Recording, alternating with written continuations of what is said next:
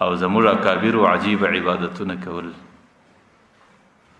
زموږ د امت کې حضرت رابعه بصریه تیره سوې ده او ډیره مبارکه زنانه تیره سوله. نن غالبا 1200 کاله بعد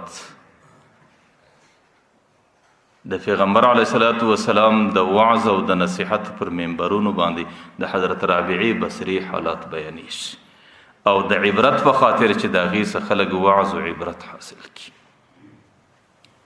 هغې په کلي او قوم کې یو زنانه ده، زنانه چې په دنیا کې قیمت پیدا کړي دا په 4 خبرو. یو دای چې زنانه خاندانی زنانه دا ډېر قیمت لري.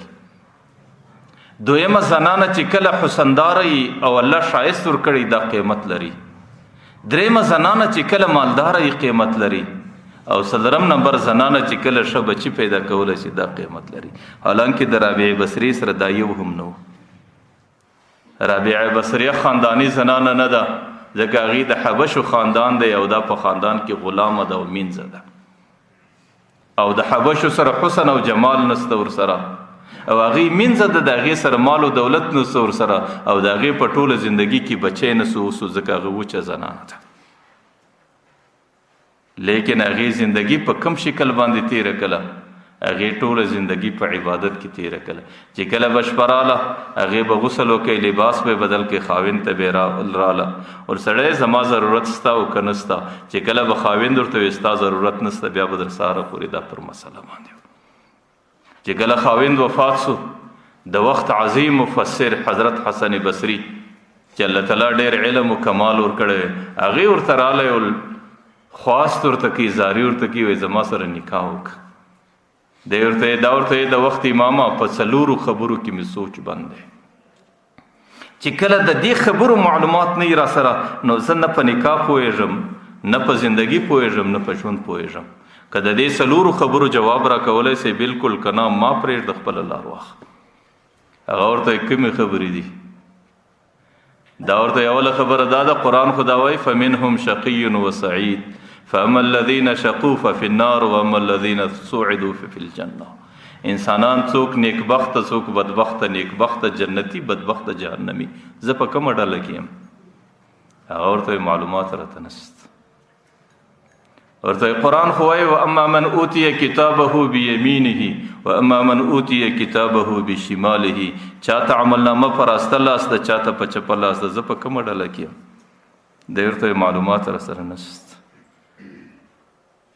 دا بیا ورته وایي فمن ثقلت موازینه فهو في عیشة راضیه ومن خفت موازینه فامه هاویه. د بعضې نیک عملنامه به د اعمالو د نیکو اعمالو درنۍ، د بعضې د بسپکۍ. زه به په کومه یوه کې یم؟ دی ورته معلومات را سره نشته. دا ورته وایي چې پل صراط 4مه پوښتنه ثم ننجي الذین اتقوا ونذر الظالمین فیها جثیا. چې پل صراط باندې به ظالمان لاندې لکېږي او متقیان به پارېږي. زه به په کومه ډله کې یم؟ هغه ورته معلومات را سره نشته. دا ورته وایي چې کله د دې خبرو معلومات در سره نشته زه په خدای قسم په دنیا کې په هیڅ باندې پوهېږم نه چې در څو د دې خبرو معلومات ماته سوی نه. نو اصل مقصد د دې دا واقعه ده. یو ورځ پیغمبر علیه الصلاة والسلام په خوب باندې ویني. چې کله پیغمبر علیه الصلاة والسلام ورته رافي شو نه معلوم د هغې د ولایت مقام دی، الله په خوب کې ورښکاره کوي، الله تعالی په بل شکل د کشف په حالاتو کې ورښکاره کوي. نو دا پیغمبر علیه الصلاة والسلام ته د الله رسوله زه ستا څخه ډېره شرمېږم. هغه ورته ولې شرمېږې؟ ورته زما په زړه کې د الله تعالی محبت دی، زما زړه کې د الله تعالی د رضا شوق دی او زما په زړه کې د الله تعالی د قرب تمنا ده. ای د الله رسوله دغه محبتونه ما د بل چا محبت ته نور پرېږدي. چې ته د کوم محبت لایق یې نو هغه محبت زما د الله تعالی د ذات سره دی. نو په دې خاطر ستاسو شرمېږم. زما لمونځ د الله تعالی د رضا دی، زما لمونځ د الله د قرب دپاره دی، زما عشق او زما شوق د الله تعالی د قرب او د نزدېکت دی. او هغه قرب و نزدېکت هغه محبت و مینه د بل چا سره نسته، زما نسم کولی. نو په دې وجه زه ستاسو شرمېږم. پیغمبر علیه الصلاة والسلام ورته رابعې زما د الله تعالی محبت دا بعینه زما محبت دی. د الله تعالی اطاعت دا زما اطاعت دی، ځکه زما او د الله تعالی اطاعت، زما او د الله تعالی محبت، زما او د الله تعالی سره مینه کول دا دواړه په لکه نغښتي دي. لکه والله ورسوله احق ان يرزوه، الله او د الله رسول د دې ډېر حقدار دي چې دواړه راضي کړي.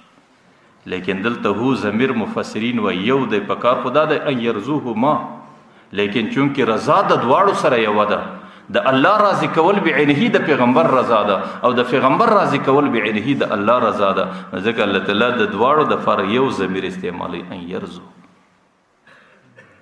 حضرت ربیعه مصریه باندې بکله د حال کیفیت یو ورځ په منډه باندې را روانه ده، په دې لاس کې اور سره ده، په دې لاس کې اوبور سره دي.